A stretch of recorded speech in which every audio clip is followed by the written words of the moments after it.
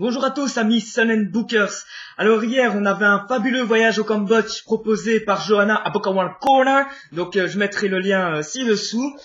Et aujourd'hui on continue le voyage, on part direct pour l'Australie, le sud de l'Australie pour être précis, puisqu'on va dans l'état de Victoria qui est vraiment au sud-est de l'Australie. Et pour ça je vous propose Picnic à Hanging Rock de Joan Lindsay. Voilà, j'espère que je prononce bien le bazar. Et donc voilà, c'est une lecture un peu particulière. Déjà quand j'ai acheté le livre, déjà j'ai flashé sur le titre. J'aimerais bien un Picnic à Hanging Rock. Tu vois ça, il y a des K, il y a des G, tu vois, c'est dynamique. Picnic à Hanging Rock, tu vois, c'est le genre de titre. Ouais, maintenant c'est un peu la période des festivals de musique et tout ça. Moi je m'imagine bien sur scène et tout, je fais Picnic à Hanging Rock. Et là t'as la foule en délire, ouais, comme ça. Tu vois, tu peux pas faire ça avec tous les titres. Tu peux pas faire Hamlet! Non, ça marche pas, tu vois. Donc voilà, je trouvais que ça avait une bonne au moins vous vous souviendrez du titre, hein. Bah ouais, si vous allez l'acheter, vous aurez aussi besoin du nom de l'auteur. Alors, j'ai aussi un bon moyen pour retenir le nom de l'auteur. Vous voyez, c'est Joan Lindsay. Il y a juste à remplacer le J par un L et ça fait Lindsay Lohan. Donc voilà, maintenant vous avez toutes les clés pour retrouver ce livre. Si vous en avez besoin, vous vous souviendrez de tous mes moyens mémotechniques. Et donc je vais parler un peu de ce livre qui, voilà, c'est pas forcément le livre qui me convenait le mieux. Voilà, moi qui lis ça, c'est un peu comme si Einstein lisait Twilight, tu vois, c'est pas forcément le bon mix. Non pas que je me prenne pour Einstein, hein, mais en fait là c'est plutôt le livre qui est intelligent et moi qui le suis un peu moins, tu vois, parce que j'ai pas tout compris. Donc en gros, ça raconte quoi, Picnic à Hanging Rock? Déjà, ça se passe en 1900 en Australie. Me demandez pas 1900 combien, c'est 1900 pile. Voilà. Début du siècle, 1900. Et on va aller dans un pensionnat pour filles, un internat. Et dans cet internat, c'est un internat quand même assez strict avec une directrice très stricte qui a perdu son mari, si j'ai bien compris. En fait, tout ce que je veux vous expliquer du livre, c'est de ce que j'ai compris, parce que des fois c'est un peu bizarre. Donc la directrice, elle est veuve apparemment, et elle rêve parfois comme ça de son mari et tout qui est mort, du coup forcément. Et elle est très stricte avec les élèves du pensionnat et tout. Et une fois par an, elle propose aux filles d'aller faire un pique-nique à Hanging Rock. Hanging Rock, c'est quoi? C'est un peu plus loin que le pensionnat. Et en fait, c'est un endroit où il y a un immense rocher. Et voilà, ils vont pique-niquer là. Cet endroit existe vraiment. Hein. On peut vraiment on peut taper Hanging Rock sur internet, retrouver des photos et tout ça. Donc voilà, tout le pensionnat, enfin un peu tout le monde va pique-niquer là. Le jour de la Saint-Valentin. Donc on va me dire, oui, ça se passe l'été, c'est le jour de la Saint-Valentin, mais oui, mais vu que c'est en Australie, les saisons sont inversées. Tu vois, c'est la première réflexion, je me suis dit, quoi, Saint-Valentin, c'est le 14 février, c'est en hiver, tu vois. Mais non, parce que les saisons, elles sont inversées, j'y ai pensé seulement après, tu vois. Et donc, ils vont déjeuner là, ils vont faire un déjeuner, ils vont pique-niquer, et il y a 4 filles qui décident d'aller visiter le fameux rocher d'Hanging Rock, mais c'est un peu dangereux, donc elles y vont. Et il y en a une qui un peu plus tard revient en courant et qui a perdu les autres apparemment. Et donc après il y a une institutrice qui va partir à la recherche des 3 qui se sont paumés dans le rocher, parce que c'est un rocher où toi tu grimpes, tu fais tes petites ascensions et tout, tu visites un peu, et parfois il y a des endroits où tu sais pas forcément redescendre, il y a des crevasses, enfin, c'est un rocher plutôt dangereux. Et donc, l'institutrice qui va rechercher les 3 autres filles qui se sont paumées là, elle va pas revenir non plus. Donc il y a 4 personnes, en fait, qui sont allées sur le rocher, et qui vont jamais revenir, et il y a disparition. Donc voilà, ça commence comme ça. Et c'est assez compliqué parce que nous, en tant que lecteurs, on suit un peu l'avancée des filles qui vont sur le rocher et tout. Mais voilà, on comprend pas trop ce qui se passe parce qu'il y a beaucoup de détails sur le rocher, sur les animaux qui sont là. Puis il y a les filles qui s'endorment sur le rocher. Puis elles se réveillent. On sait pas trop ce qui se passe. C'est très embrumé comme ça. C'est très bien écrit, mais très embrumé. Et donc déjà pour le lire, il faut quand même il faut pas le lire en vitesse, en sautant des phrases et tout, parce que c'est pas simple à suivre, quoi.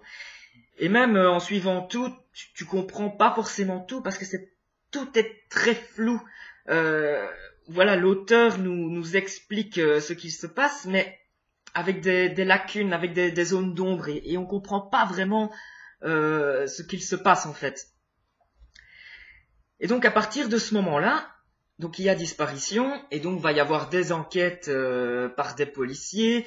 Il y a des gens qui étaient près du ruisseau, qui ont vu les filles monter sur le rocher, qui vont essayer de savoir aussi ce qui s'est passé. Et donc là, on est plus dans une partie un peu enquête. Et c'est ça qui est intéressant aussi dans le livre, c'est que il y a plusieurs genres dans le livre. Il y a un genre plutôt littérature contemporaine, si vous voulez, un passage qui est plus policier enquête, un autre passage qui est plus psychologique, enfin il y a un peu de tout. Et par la suite, après l'enquête et tout ça, une enquête qui va un peu stagner, il va se passer des choses, mais je vais pas tout vous dire non plus, je vais pas vous donner les grosses ficelles de l'intrigue, hein. Et par la suite, on va beaucoup plus s'intéresser aux personnages et comment ils vivent la disparition de ces filles. Et c'est assez bizarre parce que tout le monde a en tête la disparition de ces filles. Ils vont essayer de continuer à vivre leur vie, mais voilà, il va se passer des choses bizarres. Tout le monde est un peu sous tension. Les pensionnaires, les filles qui sont dans l'internat vont avoir des attitudes beaucoup plus agressives, par exemple. Il y a aussi la directrice qui est une personne détestable en fait, parce que ce qu'elle craint le plus dans la disparition des 4 filles, c'est que les parents vont enlever les filles de l'internat, qu'elle touchera plus les fonds, parce que c'est aussi un internat de riches, elle reçoit beaucoup de fonds de millionnaires et tout ça, donc elle s'inquiète surtout pour ça, limite la disparition, elle s'en fout un peu, donc on a un aspect très détestable de cette femme. Il y a le rocher aussi est un personnage à part, parce que le rocher de Hengingwok est beaucoup décrit, on parle beaucoup de lui, il est presque personnifié, c'est carrément un personnage à part entière. Il y a beaucoup de descriptions sur la nature, sur quand ils font le pique-nique, t'as genre une page sur les fourmis qui vont sur le gâteau dans le pique-nique. Ouais, c'est très contemplatif comme ça, il y a beaucoup de descriptions. Et voilà, tout est un peu c'est un peu embrumé. Il y a beaucoup de descriptions, mais en même temps, c'est très onirique. Il y a beaucoup de rêves dans le truc. Le fait qu'il y ait beaucoup de descriptions aussi, ça donne vraiment une idée de l'Australie aussi. Enfin, d'un lieu très très précis en Australie. On voyage pas mal quand même en lisant le livre, hein. On a vraiment l'impression de se trouver là, d'avoir toutes les sensations, les odeurs, la chaleur, toutes les sensations possibles qu'on peut avoir dans un tel endroit en tout cas. Et la fin est aussi très très très bizarre. Je ne vais pas vous la raconter, mais j'ai regardé le film juste après. Le film qui est encore... Le livre est un peu chelou, on va se le dire, hein. Mais le film est encore un niveau au-dessus dans la chelouterie, si vous voulez. Le film est encore plus bizarre, parce que dans le film, ils mettent des musiques bizarres, il y a des façons de filmer très bizarres, t'as des blancs, t'as des dialogues vraiment chelous, quoi. Et en fait, c'était un film réalisé en 1975 par Peter Weir, donc c'est celui qui a fait Le Cercle des Poètes Disparus. Voilà, c'est beaucoup plus chelou que le Cercle des Poètes Disparus, hein. Le Cercle des Poètes Disparus, c'est beaucoup plus terre à terre quand même. Ici, on est beaucoup plus dans l'imaginaire, tout en étant très très dans la réalité. Enfin, c'est assez bizarre. Et pour vous donner une idée de l'ambiance qu'on peut retrouver à la fois dans le livre et à la fois dans le film, Sofia Coppola, à la sortie de Virgin Suicide, qui était aussi un roman de Jeffrey Jennings, a dit qu'elle s'était beaucoup inspirée de Picnic à Hanging Rock. Et en fait, ici, on a l'affiche des deux films. C'est l'affiche des deux films ici qui sont en couverture de livre. Et il y a quand même quelques similitudes, hein, notamment dans les couleurs qui vont du blond, du blanc jaunâtre au brun, comme ça, la fille blonde avec le regard assez, le regard qui porte quand même, on va dire ça comme ça. Donc voilà, il y a pas mal de similitudes entre les deux livres, les deux films. Enfin, mis à part quand même que Virgin Suicide est beaucoup plus actuel, il y a beaucoup plus de références à la culture pop dans Virgin Suicide, plutôt que dans Picnic à Hanging Rock, on se retrouve dans un internat où la culture est vraiment régie par la directrice, quoi. C'est très très fermé, c'est très très strict, c'est très très sévère. les garçons n'ont même pas le droit d'aller voir les filles. Enfin, il y a plein d'histoires comme ça. Euh, mais on a aussi, comme dans Virgin Suicide, la sensation que c'est les filles qui sont dans ce pensionnat ne vivent pas, ne sont pas libres.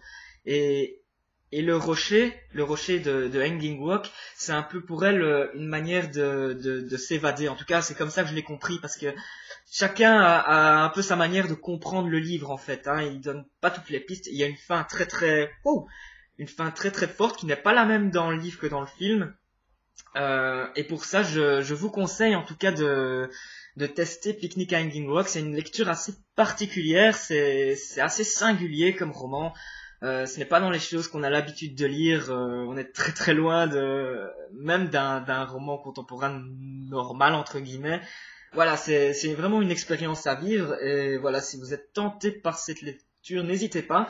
En tout cas, il fait 300 pages, donc même s'il faut prendre son temps pour le lire, ça va quand même assez vite. Je vous avoue que s'il avait fait 500 ou 600 pages, j'aurais eu peut-être un peu de mal.